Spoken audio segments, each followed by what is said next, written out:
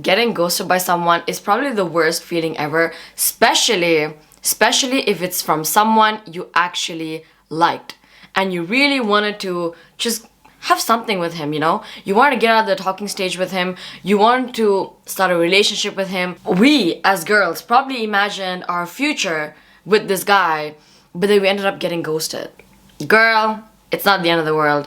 Let me tell you how you can get him back, how you can get him to chase you. Now, obviously, in any other scenario, I would be like, why would you ever chase a man? Never chase a man. But you can always get him to chase you. Now, listen. Let's start off with, you can never get a man to chase you if you're chasing him. Men are weird. Men are stupid. Okay? I'm sorry, but this is just a fact. If you start chasing a man, if you start doing all of these things, if you start doing more than he does, he will probably run away, because most men have avoidant attachment styles and we girls have anxiety, anxious attachment style. Now, in any other scenario, I would always be like, if he's gone, he's gone. If he left you, say bye-bye, move on, be a high-value woman. But being a high-value woman does not mean that you don't want something. We are humans. We will always come across, someday or the other, we will come across a man that we really want. We really want to pursue something with him, and that's okay. As long as you're not disrespecting yourself, as long as you're not chasing him, as long as you are not going through the mud and dragging yourself through the mud for this guy, you can always do it another way. And this is where I come in. Let me just tell you something real quick. I was talking to this guy for over a month. Everything was perfect, and I started getting really attached to him. Now, with my anxious attachment style, which I'm still healing, I knew that he was an avoidant attachment. I knew that from the get-go. So I was very, very careful with him. But my anxious attachment style was still getting in the way. I wanted to know what he was doing. I wanted to see him all the time. I was just, I wanted to be his balls. I wanted to be his ball sack. I just wanted to be with him 24/7, even though I knew this is gonna end really badly for me. And that's exactly how it ended. The minute he understood that, I was getting attached, the minute I started doing a little more than I should have, I'm not saying I was being a doormat, no. He's just the kind of guy who is always with girls. He always gets girls. He has that charisma. He has that energy, that masculine energy. And honestly, I don't really fall for guys who are very easy. It takes a lot to get me to be interested in someone. And this guy had it all. And I knew he had girls chasing him 24/7. So when things ended, I was like, maybe this one I won't be able to get back, because he's someone really hard to get. He's someone who knows how to play the game. He's a player. He knows how to do it. But I was like, you know what? Hold on. I've gotten players to fall in love with me before. Why can't I do it again? I've gotten players, fuck boys, to chase me, men who never chase women to chase me. I can do it again. And honestly, the whole key over here is to not do anything. I'm not even joking. This man, after a month, I found out he was seeing someone new. He was going out on dates with this new girl. I knew all of that. Did I react? No, I didn't do anything. And guess what? 1 month later, recently, he texts me and he is like, hey, you want to see each other? Like, you want to go out for a date? First, he started off with liking my stories, then replying to my stories, and then finally, bam, one night he was like, I kind of miss you. Like, do you want to see each other? And I'm like, boom. But I'm going to tell you exactly what I did, because it's not difficult. It's not difficult. And the fact that now that we're talking again, he keeps telling me how much I didn't care when we stopped talking, even though I knew deep in my heart I really cared. I probably was sad for like 2 days. I was kind of missing him throughout the whole time. There were days where I had nothing to do and I would be like, okay, I saw his Instagram follower count going up and down. I was kind of hurt, not too hurt. I was kind of hurt, I was kind of offended. But in his head, the entire time, he was like, you didn't give a shit. You didn't give a shit. And that's probably one of the reasons he came back. And I know that's one of the reasons he came back. So you know what? Let's get into this. The reason I even made this video is because I was out with him day before yesterday and we were having this conversation, and then he kept telling me, like, the way you don't care, like, how do you do that? Like, usually girls always care. And I was like, in my head, I'm like, This is gonna be such a good video for my YouTube. So you know what, girls? Let's get into it. Okay, first things first, the way you react when he first ghosts you. The way you behave when he first ghosts you. Do not unfollow him or block him. First, let's start off with the fact that when he does that, do not ever ask him, are you ghosting me? Why are you not messaging me? What's going on between us? Don't do that. Because guys like this, they're so used to women texting them. They're so used to women chasing them. They're so used to hurting women. They're so used to women asking them, oh my goodness, why are you not texting me? Why are you doing this? Why are you doing that? You gotta be different. You gotta play the game differently. You can't be that girl. Because men are gonna wanna see a reaction from you. What you're gonna do is not give them a reaction. What you're gonna do is not give them what they want, because men love what they can't have. Men love mysterious and things that are unpredictable. If you're predictable like every other girl, you're not interesting. You're not interesting. You are just falling into his game. You gotta play your game differently. You gotta play your cards right and fool him. So once he ghosts you, do not text him. Do not ask to meet him. Do not ask him what's going on between us.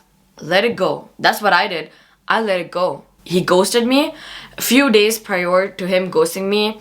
There were these days where he was busy. He didn't want to see me. Even at those moments, I didn't ask him, oh, like, you're so busy, you're sick, you're doing that. I was not nagging. I was like, sure, no problem. I got my own things to do. That's exactly what I did. And then he wanted to see me. And then finally he ghosted me, and I was kind of hurt. But I didn't react. I didn't show any hate. I was not showing attitude. And what I didn't do is definitely not post something very sad on my social media for him. Men are not stupid in this way, okay? The first thing that girls do always when they don't text the guy who ghosted them or hurt them, they would go on Instagram and try to show that they're doing fine, they're doing this, they're doing that. Stop. Don't do that, because men know the game a little better than they knew a few years ago. When you start posting videos like, oh, I'm doing fine without you, I'm good, I have many men running behind me, they know that you're trying to make them jealous. They know that you are trying to get his attention. Don't do that. Live your normal, usual life. When that guy ghosted me, I didn't post anything special. Nothing for him. Even after I got roses from a different man, I didn't post them. I was like, you know what? He doesn't have to see this. Like the first week, I didn't post anything. I just posted my usual day. How I woke up, went for training, went to work out, went to Pilates, went to my dance class, what I was eating. The usual thing, nothing different. Because that shows how unimportant he is in my life. Oh, he's texting me right now.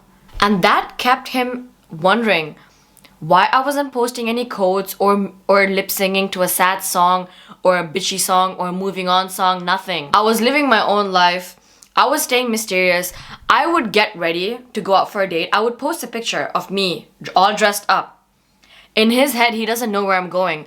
Am I going with my friends, with my girlies, or am I going out on a date because I still look amazing? I kept him curious. He was curious. These are his words, by the way.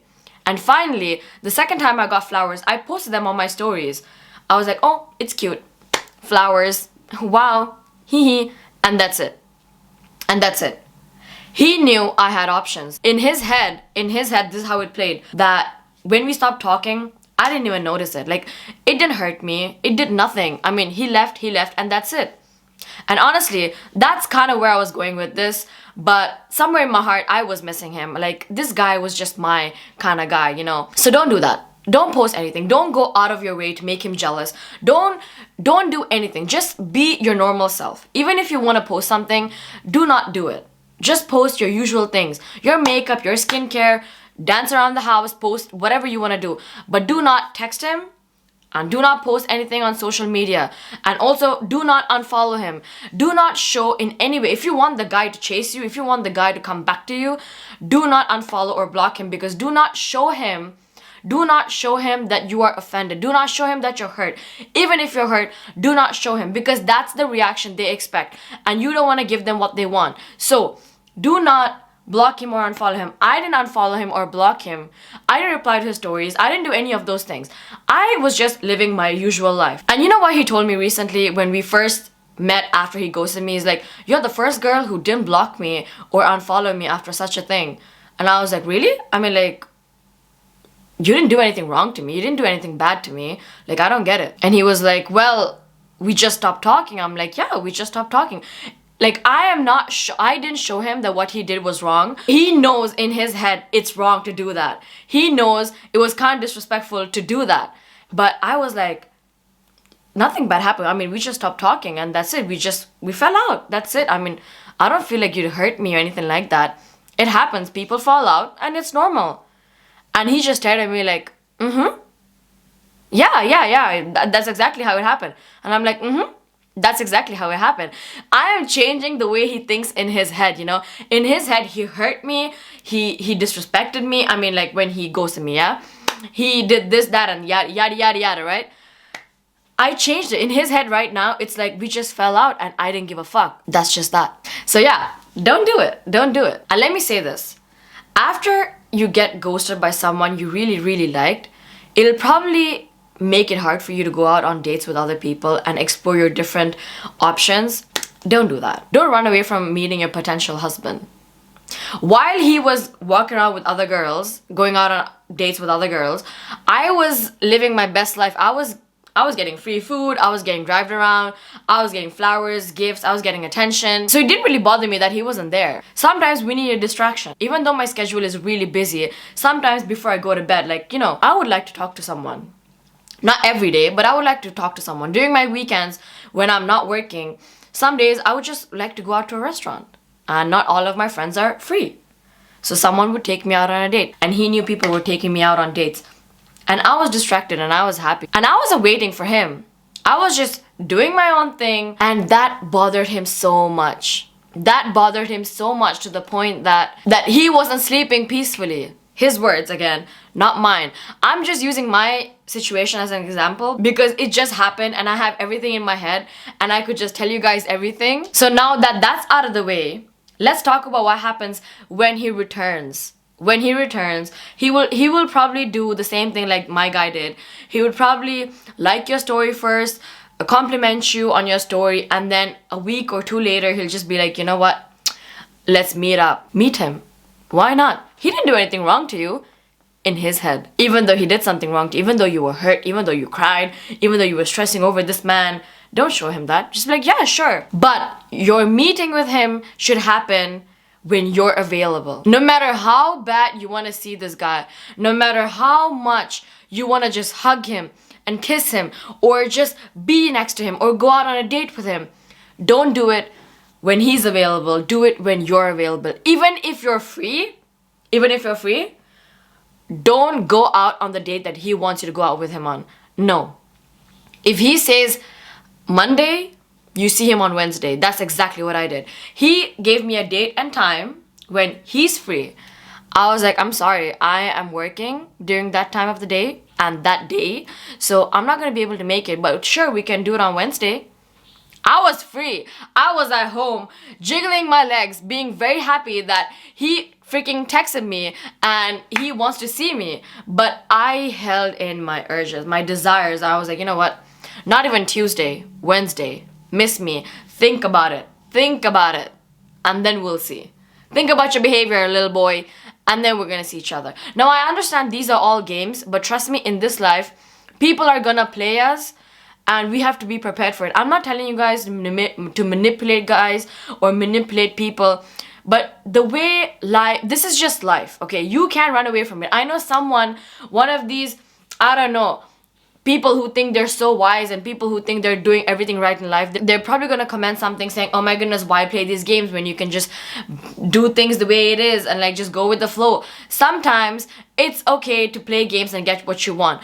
My entire life, especially with relationships, sometimes I had to play games. Sometimes I had to do things a different way. I don't think it's manipulation. I just feel like it's just the way you do things. Psychology, okay? Psychology, and that's just it. Getting back to when you finally meet him. Now, when you finally meet him, the date and time that you chose, probably inconvenient for him, But in his head, it's convenient for you, and he's gonna do everything to come and see you because he wants to see how you're gonna react. He's gonna wanna see how you feel towards him. And when you finally meet him, just act like nothing happened. You guys fell off and that's it. Do not show him attitude. Do not be someone different than you were with him back then. You have to be a little different, you know, to make him feel like he lost that side of you, kind of, a little bit, not too much. If you were someone like me, I was very chatty with him. I would laugh around, I would joke with him, I would do all of those things with him, and he was very touchy, I was very touchy with him when we were talking. And when we finally broke off and we met again, the first day, I was not touchy, I was not joking around, I was still very chatty, happy, positive. I was not showing him attitude, nothing. I was just being me, but without the jokes. I was giving him something to miss, you know, so that he understands that because of what he did, he lost that side of me for a while. And then I saw how this guy was trying his best to get me back, to make me joke again, to make me be all chatty and happy again. Even though I was very happy and chatty, I was not 10 out of 10 very chatty. I was like somewhere around 7. And he was trying to get me to talk more. He was trying to get me to make more jokes. He even noticed that I wasn't being very playful with him.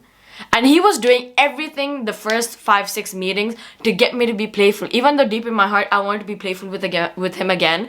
Because usually that's how our connection goes with. We are always very playful. We like box each other and stuff like that. Even though he tried to box me, like try to like, you know, play around with me, I was like, oh my goodness, that hurts. And I would just bring up a different topic. I wouldn't play with him. That's how you're gonna behave when he tries to come back. Now, these are just the basic things to get him to chase you again. If you guys need a part 2, because I have so much more to say, but I feel like this video is long enough, let me know if you guys want a part 2. I will definitely film a part 2. This is how you get a man to get back, to come back on his knees for you. So yeah. Love you guys. Let me know in the comment section down below. And I'll see you guys in my next video.